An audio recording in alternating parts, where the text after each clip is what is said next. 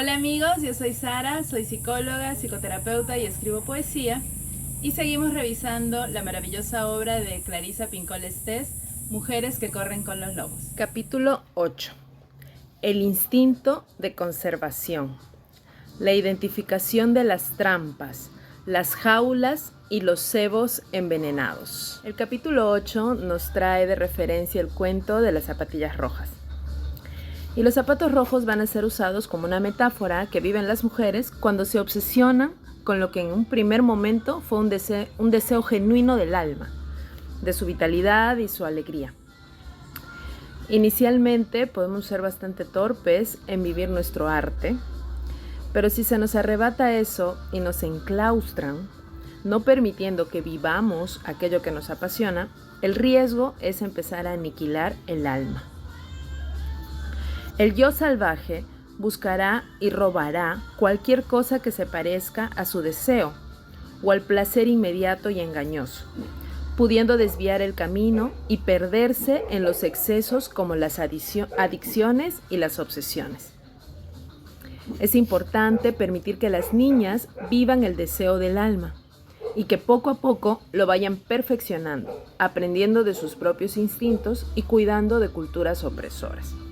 Este fue un capítulo para mí bastante interesante y motivador. Así que vamos ahora con los fragmentos y las pequeñas reflexiones. El primer concepto que nos trae se denomina la mujer fiera. Y nos dice: si experimentas el impulso de crear algo, es muy probable que hayas sido o seas una mujer fiera. La mujer fiera suele estar muy hambrienta de cosas espirituales y a menudo se traga cualquier veneno ensartado en el extremo de un palo puntiagudo, pensando que es aquello que ansía su alma. Posiblemente hay este deseo, este impulso, este frenesí a veces por querer crear cosas, por querer innovar, por querer encontrar algo que sea para ti, que responda al llamado de tu alma. Pero tenemos que tener cuidado también en hacia dónde vamos, porque podríamos desviarnos muy fuertemente del camino y ahora vamos a ver qué nos plantea. Para evitar las celadas y tentaciones con que tropiece una mujer que se ha pasado mucho tiempo capturada y hambrienta, tenemos que ser capaces de verlas por adelantado y esquivarlas. Tenemos que reconstruir nuestra perspicacia y nuestra cautela. Tenemos que aprender a virar. Tenemos que distinguir las vueltas acertadas y las equivocadas.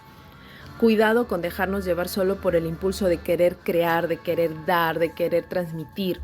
También tenemos que empezar a ser cautelosas y empezar a tratar de tener una mirada con distancia que nos proteja. La verdad psicológica que encierra el cuento de las zapatillas rojas es que a una mujer se le puede arrancar, robar y amenazar su vida más significativa, o se la puede apartar de ella por medio de halagos, a no ser que conserve o recupere su alegría básica y su valor salvaje.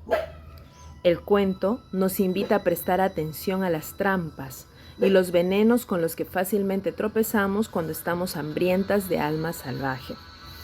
Puede ser que estemos emocionadas por algo, con fuerte deseo de vivirlo, de crearlo, pero tenemos que ser cuidadosas de no caer en las trampas o en sentirnos utilizadas o en sentirnos demasiado ilusionadas, ¿no? De correr demasiado. El fondo es el mejor terreno para sembrar y volver a cultivar algo nuevo. Alcanzar el fondo, aunque sea extremadamente doloroso, es también llegar al terreno de cultivo. La mujer que ha perdido el control bailando, que ha perdido el equilibrio y ha perdido los pies y comprende el estado de privación a que se refiere el final del cuento de hadas, posee una sabiduría valiosa y especial. El fracaso es mejor maestro que el éxito. Presta atención, aprende y sigue adelante. Este cuento, y de hecho estos aprendizajes, no traen un sabor muy agradable, porque nos habla de la sensación de entregarse con todo a algo que amamos, que nos ilusiona, pero entregarse e irse de picada.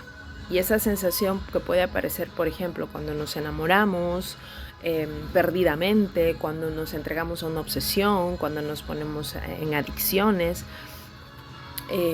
Esta sensación luego de fracasar, de ser dominado por este deseo, esta sensación de tocar fondo, nos plantea la autora que puede ser también un terreno de cultivo, un terreno fértil, pero no porque no solo por haber llegado y quedarnos ahí, sino por haber llegado a aprender de eso y empezar a salir. El símbolo de los zapatos se puede considerar una metáfora psicológica. Protegen y defienden aquello sobre lo cual nos asentamos, nuestros pies.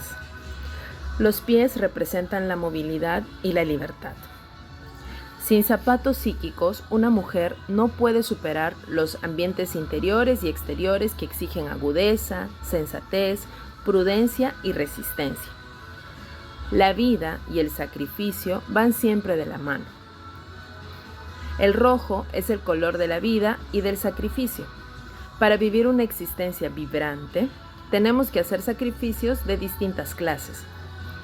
Los problemas surgen cuando se hacen muchos sacrificios, pero no brota de ellos ninguna vida en absoluto. Entonces el rojo es el color de la pérdida de sangre más que de la vida de la sangre. Este cuento es una invitación, sí, a entregarnos a nuestras pasiones, a nuestro deseo, pero también en poner especial atención al equilibrio, a la cautela, a la prudencia, a cuidar nuestra vida. No una vida temporal y placentera inmediata, sino una vida que puede ser satisfactoria, sostenida, acompañada. Acá la autora nos empieza a recordar lo importante que es permitir que las niñas, es decir, cuando la mujer es muy joven, pueda vivir ese impulso creativo, pueda vivir su deseo. No la aniquilemos, no la restringamos del todo. No es que si quiere bailar, anulo sus pasos de baile, ¿no? Que si quiere cantar, anulo su voz. No, contrario, podemos ayudarla a que vaya perfeccionando, a que vaya modulando cómo vivir esa pasión. Si a la niña la dejan en paz, esta se hará otro par de zapatillas rojas y otro hasta conseguir que ya no sean tan toscas, ¿no? Es ir perfeccionando ese deseo, ir perfeccionando esa característica, no perfeccionando respecto al hecho del estándar social de lo que es perfecto sin errores, sino perfeccionando en el hecho de que vaya modulando, sintiendo equilibrio entre lo que expresa y lo que quiere su alma expresar. Entonces, si eso pasa, lo que va a empezar a experimentar la mujer o la niña en este caso es una alegría. Pero es la alegría, esa clase de sentimiento que experimenta una mujer cuando pone unas palabras por escrito así sin más, cuando consigue reproducir unas notas a la primera. Qué emoción tan grande, ¿no? Parece increíble. Es la clase de sentimiento que experimenta una mujer cuando descubre que está embarazada y desea estarlo. Es la clase de alegría que siente cuando ve disfrutar a las personas que ama. Es la clase de alegría que siente cuando ha hecho algo que la perseguía, que la obsesionaba, que era peligroso, que la había obligado a esforzarse y a mejorar para poder alcanzar el éxito. Tal vez con gracia, tal vez sin ella, pero lo importante es que consiguió crear un algo, un alguien, el arte, la batalla, el momento, su vida. Ese nivel de alegría, de haber conseguido algo que tanto perseguías. Este es el estado natural e instintivo de la mujer. La esencia de la mujer salvaje se irradia a través de esta clase de alegría. Si estamos experimentando esa clase de alegría que responde a nuestro deseo profundo, estamos ante la esencia de nuestra mujer salvaje. Qué hermoso, qué posible y qué poderoso. Empecemos a ver ahora el concepto de las trampas, que es aquello que nos desvía del camino si nos estamos, se supone, acercando a aquello que amamos. Y la primera trampa hace referencia a lo que denomina la autora la carroza dorada, la vida devaluada. Podría interpretarse también como una búsqueda de bienes y comodidades materiales por parte de la mujer. A menudo es la expresión de un simple deseo psicológico de no tener que esforzarse tanto en las cuestiones básicas de la vida creativa. Deseo de tenerlo todo más fácil. No es una trampa, es algo a lo que el ego aspira naturalmente. Pero ¿a qué precio? Y el precio es una trampa. O sea, es natural querer tener las cosas que deseamos, querer tenerlas. Y la trampa puede ser que queremos tenerlas muy fáciles, muy rápido, muy inmediato, sin esfuerzo. Y eso sí nos puede desviar del camino. El hecho psíquico esencial es que debemos vigilar constantemente nuestra relación con el significado, la pasión, la espiritualidad y la naturaleza profunda. La trampa de querer obtener todo lo que deseamos de manera fácil y sin esfuerzo, tenemos que cuidar no perder de vista realmente lo que nos apasiona. Nos encontramos con la trampa 2, que se denomina la anciana reseca, la fuerza de la senescencia. El símbolo de los ancianos se puede interpretar como la fuerza senescente, una fuerza que actúa en la forma que es propia de los ancianos. En los cuentos de hada, esta fuerza senescente está simbolizada por una persona anciana que a menudo se representa de una forma desequilibrada para dar a entender que el proceso psíquico de la persona también está desarrollando un comportamiento desequilibrado. Idealmente, una anciana simboliza la dignidad, la capacidad de aconsejar, la sabiduría, el conocimiento de la propia persona, la tradición, la definición de los límites, la experiencia con una buena dosis de malhumorada, envidiosa, deslenguada y coquetueluda desfachatez para redondear la cosa. Pero en este cuento, la anciana, en lugar de dignificar la nueva actitud, hace que la actitud senescense destruya la innovación.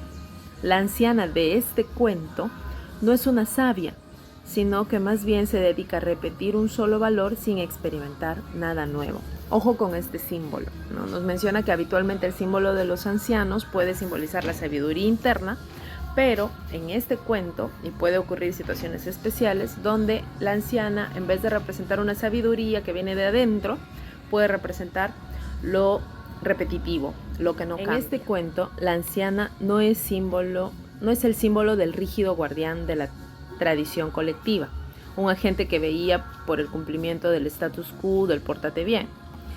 El hecho de seguir un sistema de valores tan apagado provoca una enorme pérdida de la conexión con el alma. Nuestro desafío en nombre del alma salvaje y de nuestro espíritu creativo es el de no mezclarnos con ninguna colectividad, sino distinguirnos de aquellos que nos rodean y construir puentes que puedan volver a unirnos a ellos cuando nos apetezca. Y esto es interesante y cuidadoso, ¿sí? Hay que tener cuidado, sí, de respetar y honrar las tradiciones, honrar nuestra cultura, honrar de dónde venimos, pero no perder de vista nuestra característica distintiva, qué nos hace diferentes, qué podemos innovar, cuál es nuestro agregado, no caer en esa rigidez. Una cultura que promueve auténticamente el desarrollo individual jamás convertirá en esclavo a ningún grupo o ningún sexo. ¿Sí? Una cultura respetuosa de las diferencias va a ser respetuosa justamente de los deseos del alma. La trampa 3 la denomina la quema del tesoro, el hambre del alma. La mujer que siente hambre de la auténtica vida del alma puede dar la impresión de estar limpia y peinada por fuera, pero por dentro está llena de docenas de manos suplicantes y de bocas vacías. En semejante situación, aceptará cualquier tipo de comida, sin importarle su estado o su efecto, pues necesita compensar las pérdidas del pasado. Y, sin embargo, por muy terrible que sea la situación, el yo salvaje intentará salvarnos una y otra vez. Va a susurrar, murmurar, llamar y arrastrar nuestros esqueletos sin carne de acá para allá en nuestros sueños nocturnos hasta conseguir que seamos conscientes de nuestra situación y demos los pasos necesarios para recuperar nuestro tesoro. Y esto es delicado, ¿no? Cuando sentimos que algo me está llamando, que necesito escucharme, que necesito cumplir mi deseo, también tenemos que tener cuidado con qué lo alimentamos. Si estoy necesitada de amor, tener cuidado de dónde va a venir el amor. Si estoy necesitada de atención, tener cuidado de dónde la voy a recibir, entre otras cosas. El hambre, y en este caso el hambre del alma, hace que el juicio se obnubile, que tengamos dificultades en elegir correctamente.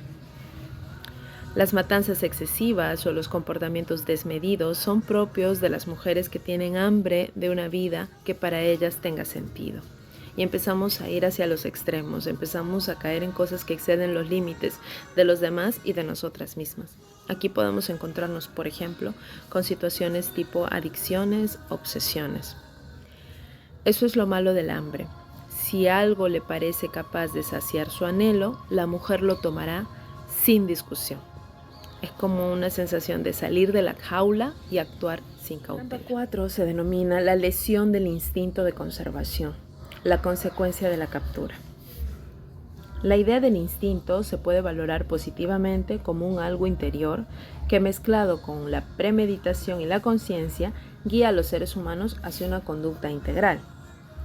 Una mujer nace con todos los instintos intactos. Cada vez que se encierra una criatura en una jaula, sus ciclos naturales del sueño, de la selección de la pareja, el celo, el acicalamiento, el apareamiento, se deterioran. Y cuando se pierden los ciclos naturales, se produce el vacío.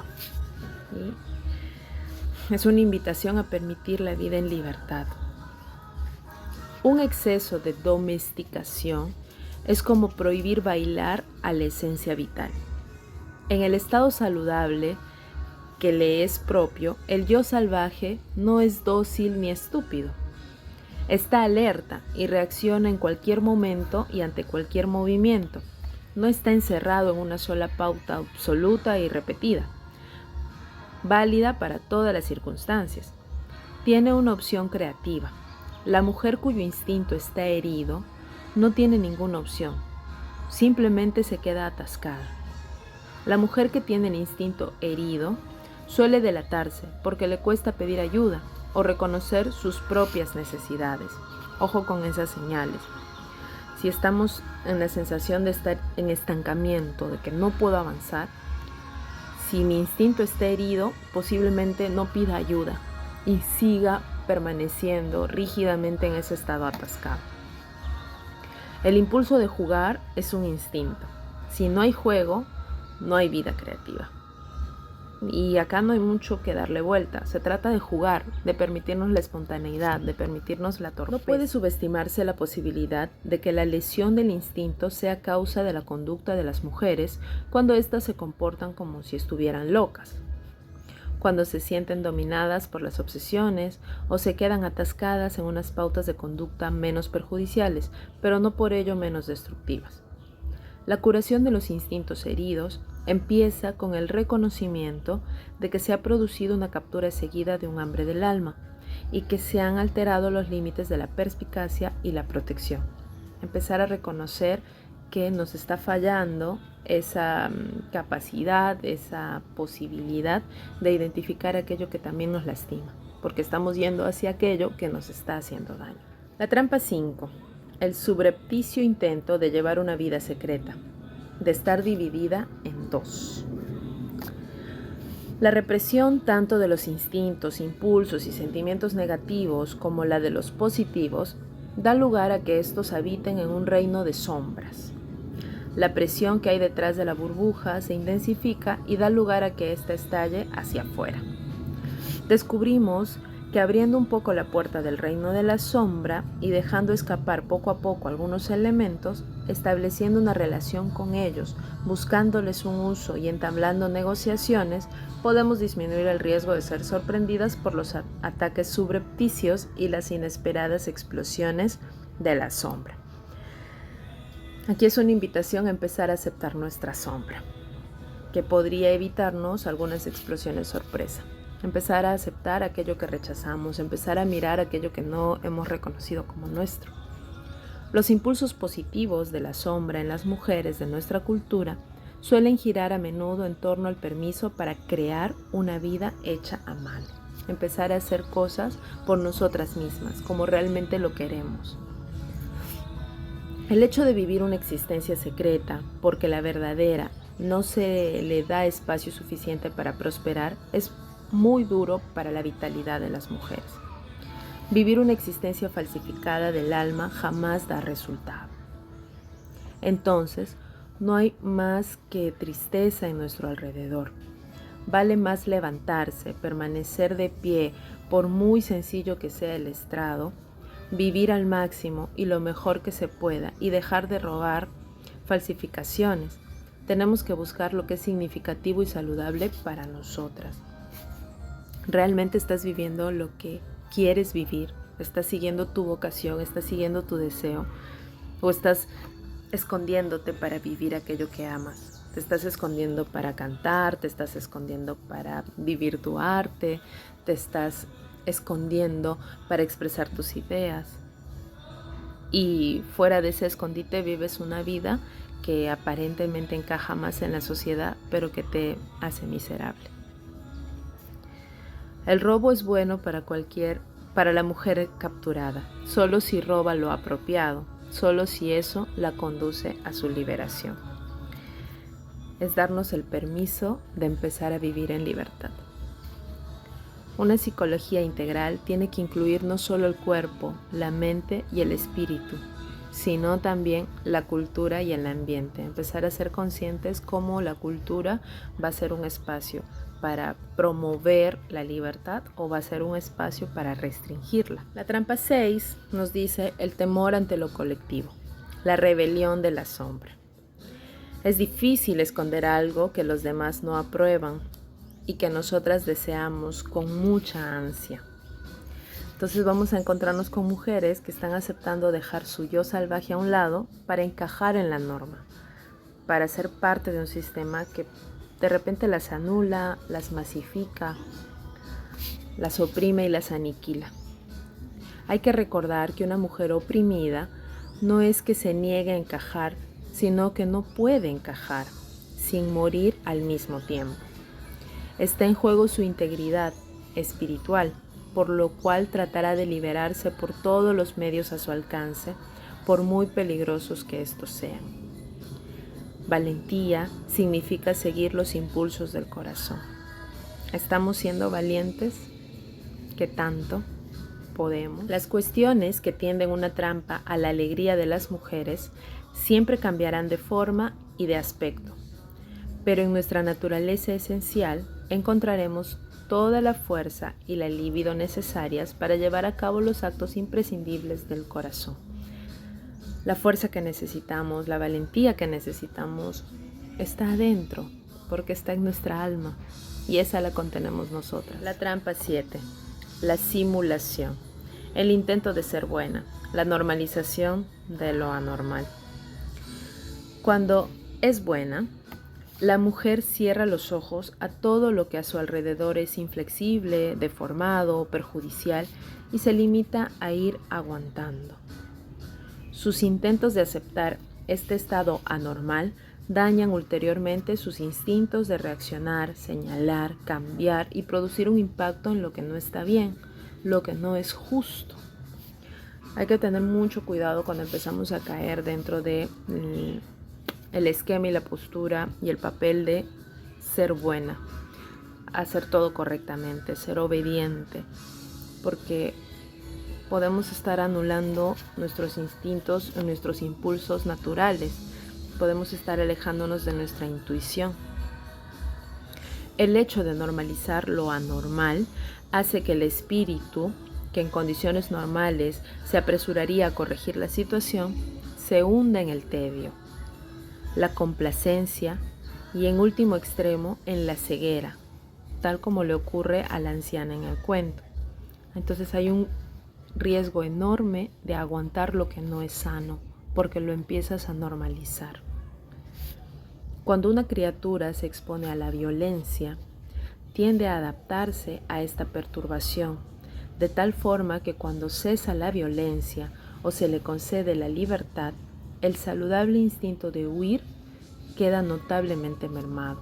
Y esto lo podemos ver, por ejemplo, en mujeres que viven ciclos de violencia muy marcados, ¿no? De pronto algunos se sorprenden, pero si ya atraparon al agresor, pero si ya lo sacaron, ¿por qué la mujer es la que lo busca? ¿Por qué la mujer es la que quiere mantener ese espacio? ¿Por qué la víctima es la que quiere seguir sufriendo? Su instinto está herido, no es que no quiera, es que no puede, no sabe. Y ahí es donde tenemos que trabajar con ellas. Nos adaptamos a la violencia contra la sabia naturaleza de la psique. Procuramos ser buenas normalizando lo anormal y como consecuencia de ello perdemos nuestra capacidad de huir. Perdemos la capacidad de defender los elementos del alma y de la vida que a nuestro juicio son más valiosos. Entonces, estar normalizando lo anormal no solo trae consecuencias momentáneas y presentes, sino nos trae consecuencias muy profundas que nos pueden acompañar por mucho tiempo. Trampa 8. La danza descontrolada, la obsesión y la adicción. La naturaleza instintiva nos dice cuándo es suficiente. Es una naturaleza sabia que protege la vida. La adicción empieza cuando una mujer pierde su significativa vida hecha a mano y se obsesiona por recuperar de la manera que sea algo que se le parezca. La adicción ya es ir más allá de todo límite, de toda sabiduría natural que tenemos para regularnos. Es empezar a sobrepasar. La adicción se podría ver como una baba yaga de algunos cuentos anteriores. Es una baba yaga que ha perdido el juicio, devora a las niñas perdidas y las deja tiradas en la puerta del verdugo. Recordamos un poco el concepto del depredador natural, recordamos un poquito el concepto de baba yaga, que era como esta sabia que nos enseñaba con crudeza y frialdad, pero nos enseñaba bien. La adicción viene a ser una baba yaga, pero que se desvió. Una baba yaga que tiene la fuerza del depredador. Nos va a lastimar y nos va a aniquilar. Duele separarse de una adicción a la autodestrucción. Nadie sabe por qué. Pero sí hay dolor.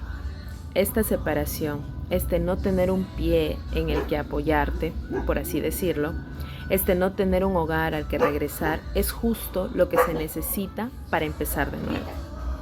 Para empezar de cero, para regresar a la vida hecha a mano, esa que creamos con consciente cuidado cada día. Salir de una adicción no es algo placentero, no es algo bonito. Muchas veces, por no decir todas, es sumamente doloroso y se toca a fondo. Pero es el camino para regresar a nuestra esencia, para sanar. El plan psicológico del alma para regresar al propio interior es el siguiente: tomar medidas especiales de precaución y perderse poco a poco en lo salvaje, creando estructuras éticas y protectoras que nos ayuden a conseguir las herramientas necesarias para medir en qué momento algo es excesivo. El regreso a la psique libre y salvaje tiene que llevarse a cabo con audacia, pero también con reflexión. La mujer salvaje es por naturaleza vehemente y talentosa. Siempre hay capacidad creativa, siempre hay arte, siempre hay deseo genuino.